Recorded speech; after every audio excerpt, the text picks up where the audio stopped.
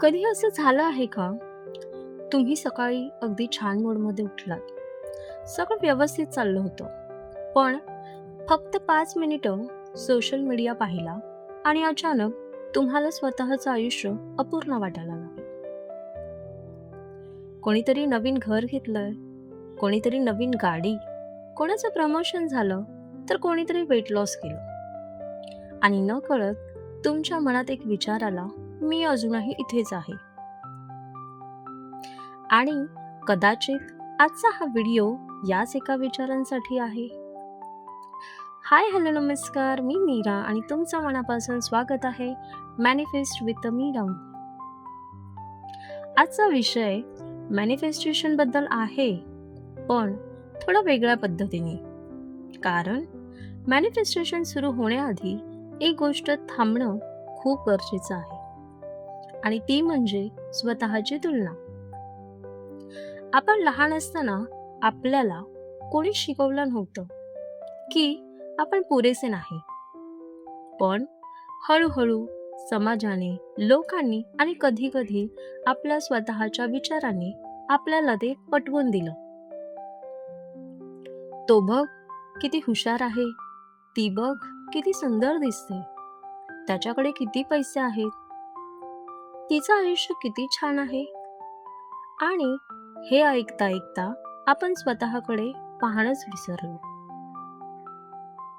मला एक गोष्ट सांगा, जर तुम्ही एका गुलाबाला दररोज सांगितलं की तू सूर्यफूल का नाहीस, तर तो फुल ना थांबवेल.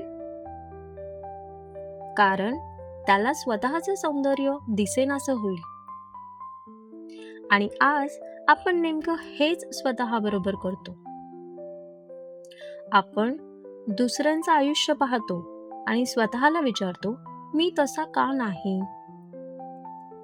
पण आपण हा प्रश्न कधीच विचारत नाही, मी माझ्यासारखा का नाही. हा प्रश्न संपूर्ण आयुष्य बदलू शकतो. एक छोटासा प्रयोग करूया. आज हा व्हिडिओ पाहताना एकदाही स्वतःची तुलना कोणाशी करू नका. फक्त स्वतःला समजून घ्यायचा प्रयत्न करा. कारण हा व्हिडिओ दुसऱ्यांबद्दल नाही, तुमच्याबद्दल आहे. मित्रांनो, लोक आपल्याला त्यांचं यश दाखवतात, पण त्यांचा संघर्ष कोणीच दाखवत नाही.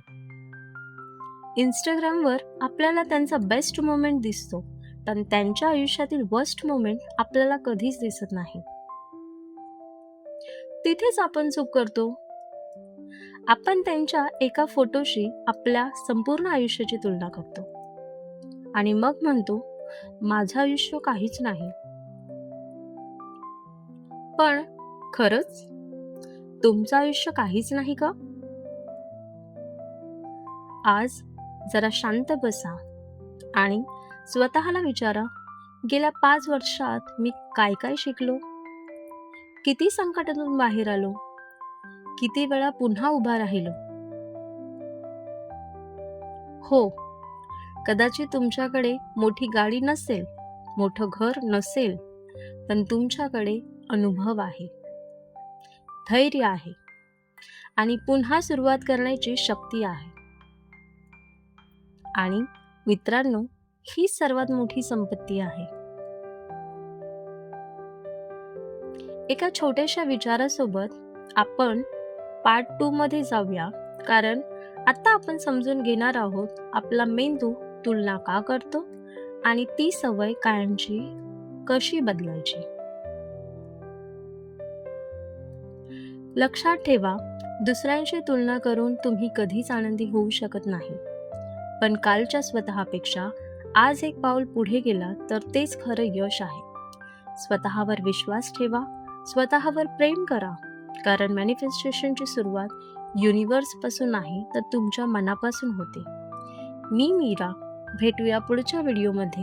तोपर्यंत हसत राहा, शिकत राहा आणि स्वतःची सर्वोत्तम आवृत्ती बनत राहा. धन्यवाद.